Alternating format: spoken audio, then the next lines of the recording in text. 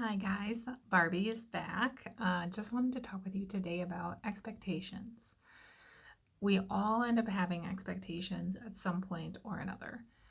If you're in the recovery community, you should be familiar with the phrase that expectations are just predetermined or premeditated disappointments.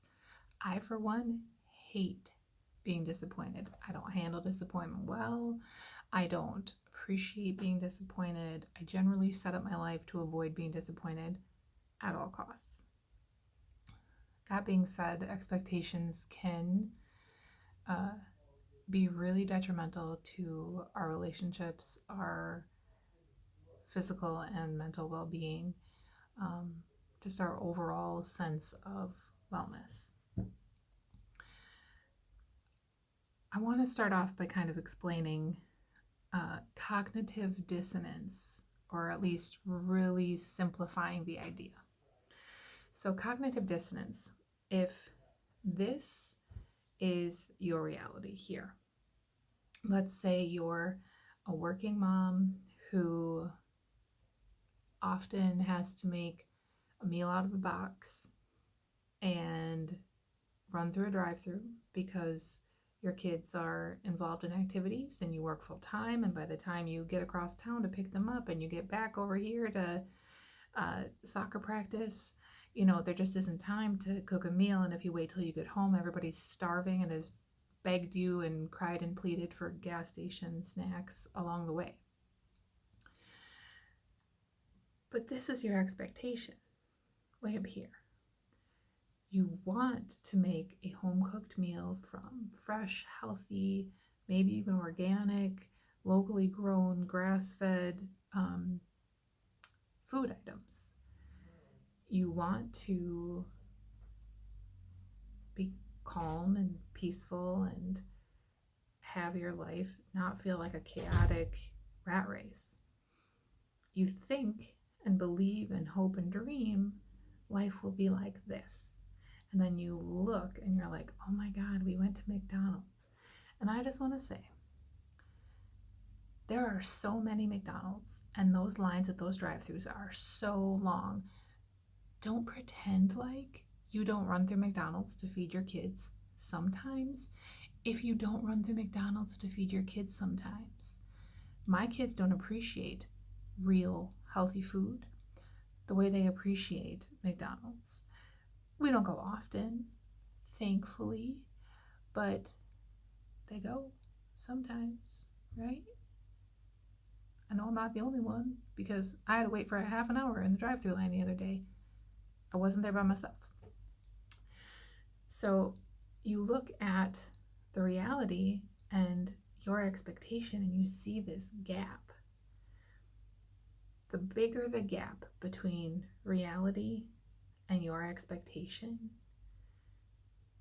the greater the severity of your depression, anxiety, self-loathing,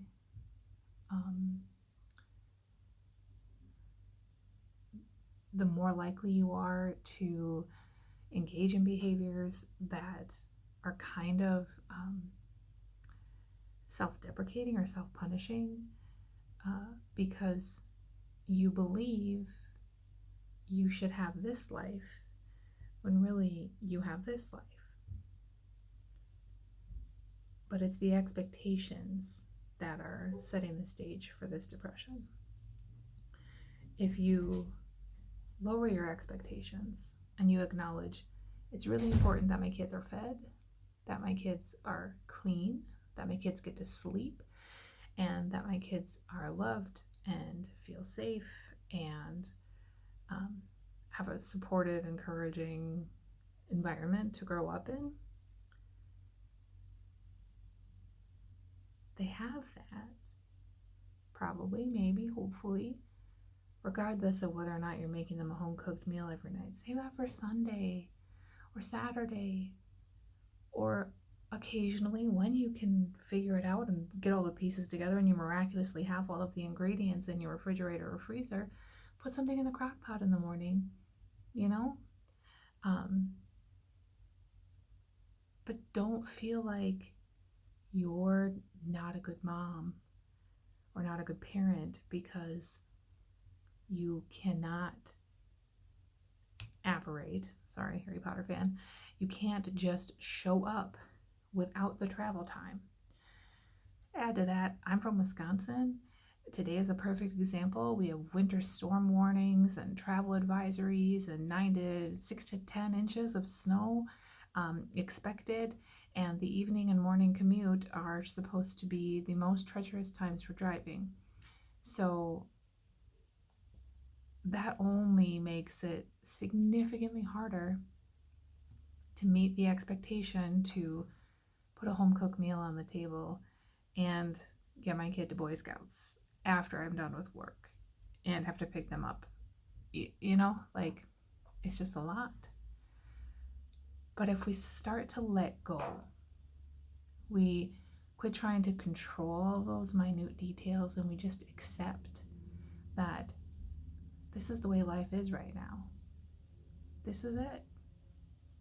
And there's a lot of good things.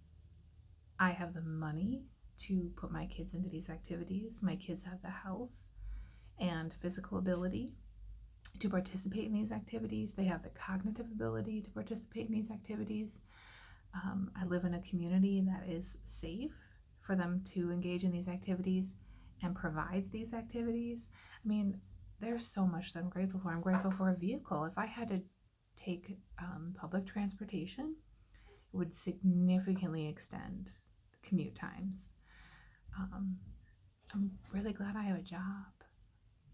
The way that my financial situation is, I would not, my partner and I would not be able to survive on his income alone. And I like working. I like what I do. That in and of itself is something that I'm really grateful for and happy about. So it's time to kind of check yourself, bring those expectations down and compare them with reality. Because when you think about it, I mean, whose expectations are these? Where did you get this expectation? Did you get this expectation from Sandra Bullock, who has more millions of dollars than I will ever even be able to fathom, and has nannies and access to personal chefs and personal assistants and people who literally can do everything for her? Well, of course she can have a home cooked meal ready. They probably drive it across town to her if she gets stuck in traffic. I don't know. I have no idea what it's like to live like that. But I do know that I don't have the resources that she has. I'm not bitter about it. I'm not resentful.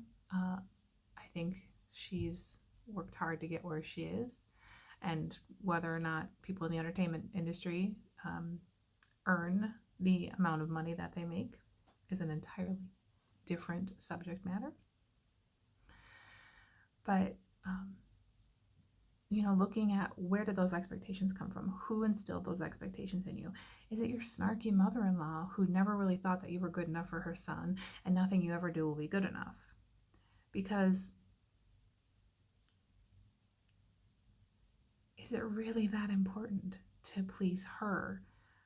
Obviously, when you're in a relationship or you're married, you marry the family, she's part of your family. I understand all of that, but you didn't marry her. Not really. She's not there with you every day. And if it's really important to her, does she want to pick up the kids and get them home and feed them a home-cooked meal every night and then drive them to whatever it is that they have to go do so that you can meet them there? Oh, and then she'll bring you a to-go plate, bring you a plate from home so that you can eat that healthy home-cooked meal there as well.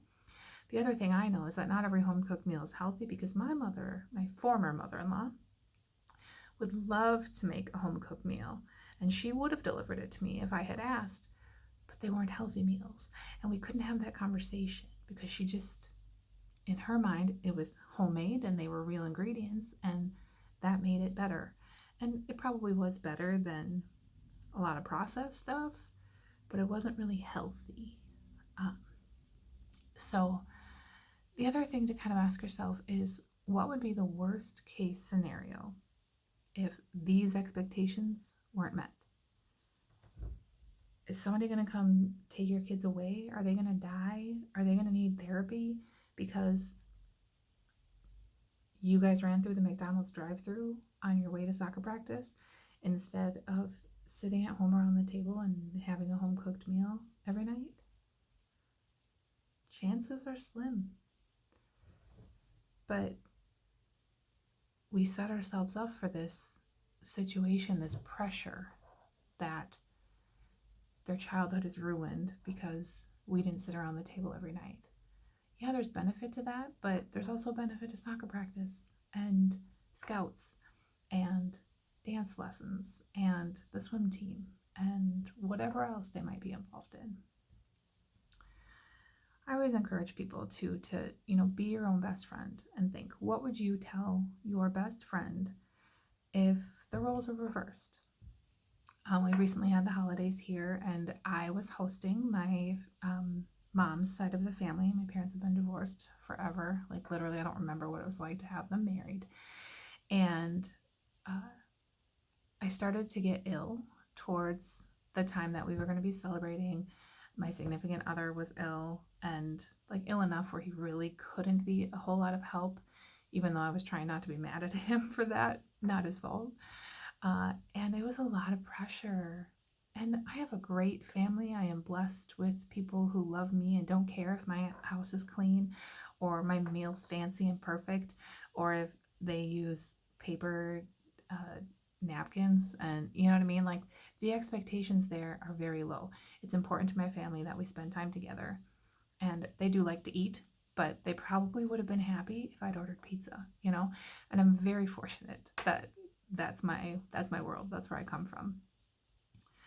But I was putting all this pressure on myself to have the table set pretty and use the nice dishes and have everything ready when they got there so that I could socialize because my significant other had to work that morning. I wanted to have a fancy dessert, something special. It's Christmas. You don't get to have these things all the time, every day, etc. And the stress was really getting to me and probably contributing and adding to my immune system not kicking this virus's butt the way it usually should or would or could. And I know that if I had been talking to anybody in that situation and they were talking about the stress that they felt, still having presents to wrap, needing to clean the house. I have a 5-year-old boy. We all know that those toilets are not always safe to sit on. They got to be cleaned, right? Things like that just have to be taken care of. And I would, if I had a friend who told me that that's what they were going through, I would have told them that if their family is that upset about the carpet not being vacuumed before they arrived, that was their problem, not hers. I would have told her that it didn't matter if they had Rice Krispie treats with red and green sprinkles on top. It would have been special because they were together and it was Christmas. Just kind of making it real that Christmas isn't supposed to be about stuff, right? And that's, again, another whole entire conversation. But it was more about getting together with loved ones and spending that time. And I would have given her permission to take those expectations off of herself and just let it be what it was going to be. If she wanted to do her best presenting a nice meal for her family, because that's a love language of hers, cool, do it. But don't push yourself to the point where you're getting sick because of the stress and not sleeping, etc., etc., etc. Because that's not worth it, right? Worst case scenario, they eat pizza and they're all fed.